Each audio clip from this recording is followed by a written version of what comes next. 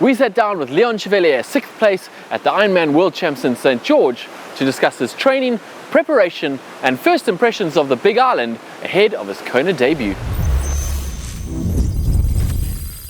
Well, we're sitting here with Leon Chevalier at his first Kona, and we're going to chat about how he's come to be here, what his first impressions are on Kona, and how he's feeling going into his first professional Kona race. Leon, welcome to GTN and thanks for joining us. Thanks for having me. We're going to talk about Kona and the pressure cooker that you've come to be part of. Last time Kona happened in 2019, before the global pandemic, you weren't even a pro. You hadn't even done a pro race yet, is that right? That's correct. I'd done elite races in the ITU short course circuit, but no long distance pro races. Yeah, so it's all new to you, but you were 6th at Ironman World Champs in St. George earlier this year. So sort of a favorite tag on you? Are you feeling that pressure? Not really. I mean, I was obviously really pleased with that result back in St. George, but the year's been so busy since then. I had to finish my master's degree that I didn't really even take time to look back on it and be satisfied with it. So I've just come here, head down all the way to Kona, and we'll see what happens in 10 days' time. So how has the preparation been? What have you been doing in the UK to get ready for the heat of Kona? Well, I've just been sat on my turbo all year round, basically. And I did spend two or 3 months back in France and 1 month at altitude in the mountains. And it was very, very hot this summer. I mean, the heat wave also hit the UK. And so, yeah, I've just been it's been really hot. I've been sweating a lot. So I must have been doing something right. And then back on the turbo, it feels like riding here. It's like being on the turbo, but you've got lorries coming by at 60 miles an hour. I was going to ask you, what are your first impressions of Kona? How much of the course have you seen? You've been here for what, 3-4 days? How much of the course have you seen? And what are your first impressions of the Big Island? Well, I've seen the pier, the start. I've not swam there yet, but I've seen the start. I've done most of the bike course except for the little bit around Kona. Yeah. I've done none of the run course, but I did fly in at the airport, so I know it's around there. And it's just, it's very different to the courses I'm used to. I do a lot of those hilly technical courses, and this is anything but that. This is very much a fight against the elements and against yourself, I think. Just trying to survive all the way to the finish line. Yeah, definitely. Okay, let's rewind a little bit to your preparation for this race and your season. I guess not a normal season because we had a World Champs in May, which you normally wouldn't have. But other than that, where you got 6th, what races have you done over the summer to prepare for this? And, test this out. How are you feeling going into this? Well, I think it's difficult to find a race that's going to be very similar to Kona, especially back in Europe. The climate's very different. So you just race to, I love racing, so I race and I try and go and win races. So I actually had a bit of fun this summer. I've done some new races. I was in the Basque Country twice, in Spain in June and July. I did Ironman Vitoria. I did Alpe d'Huez, and I did 70.3 Vichy, which was a triathlon without a swim at the start. So that was all new to me. But yeah, it was just about seeing where my form was at after months and months of training, and just getting those, the little things when you're racing. You want to be sure that you're doing your transitions right. You want to make sure that you can handle your bike properly.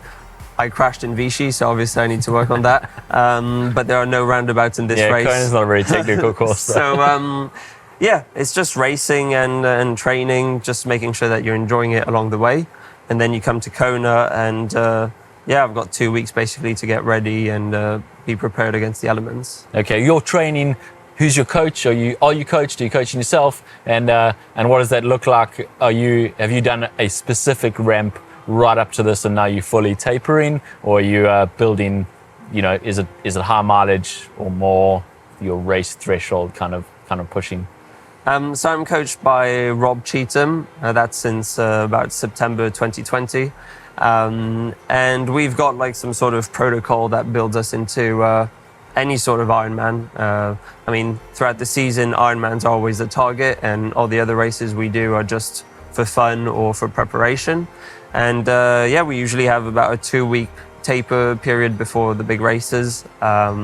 So yeah, I'm pretty much done with all my training. I just need to relax, recover from that massive block of training.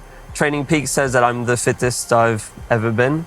I think everyone says that when they come to the big races. All you can hope for is Training Peaks to tell you you're fit. Yeah, so the numbers are there, and then you just have to keep your head level on race day. Get all your equipment ready and make sure you don't have any issues, and try your best. Yeah, easier said than done, keeping your head level at this particular race.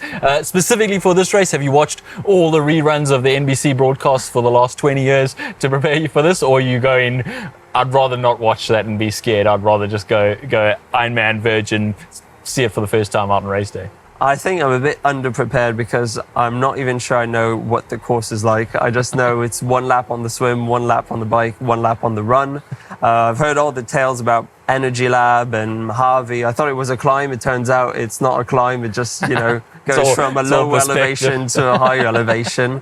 Isn't that the definition of a climb? Yeah, it's a 1 to 2% climb. It's not really like this Alpe d'Huez or Embrunman type climb, is it? I'm used to getting out of the bars, being out of the saddle. So this is very much new territory for me. So that's why I've been on the turbo and just trying to get that consistent cycling throughout. And yeah, I think it'll help because it's very, very similar to what I'm experiencing out here. Obviously, we've spoken extensively about how different this course is to other courses and other races. What have you done specifically differently? And I'm talking, new nutrition plan for the heat and the humidity, your equipment, kit, what kit you're wearing, etc. Well, on the nutrition side, I'm not changing anything. We've got a recipe that works, so I'm just going to stick to that. And I think the only difference is picking up probably more water from the aid stations. And yeah, otherwise, equipment-wise, well, I put a hole in my tri-suit in Vichy, so I've got a brand new Endura tri-suit. It's also very white, and that's only when you realize that the old ones got really dirty. And we've got some brand new tech from Head Wheels. Yeah. Obviously, I love the disc wheel, but you're not allowed to ride a disc over here. So we've got a neat solution here. Yeah, somewhere in between. It's a borderline not a disc. It's pretty cool, but that'll be an outtake to a vid. Yeah.